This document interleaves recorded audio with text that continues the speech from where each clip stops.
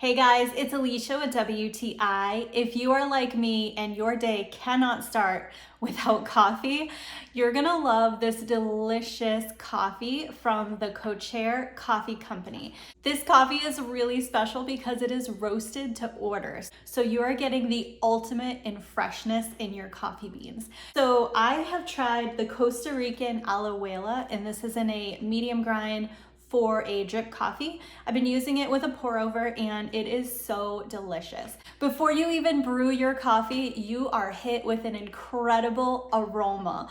Let me tell you, this coffee smells amazing. You can really smell the freshness and it really gets you excited about the cup of coffee you're about to have. So I like to keep my coffee in an airtight canister, but this actually has a very good seal as well.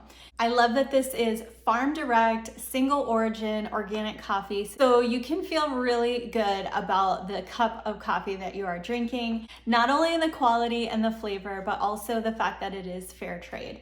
It has such a nice, smooth flavor. I like to drink it black. You can really taste all of the different notes. It has a nice earthiness to it. It's not bitter, and I like that it has the perfect level of acidity to really balance it out.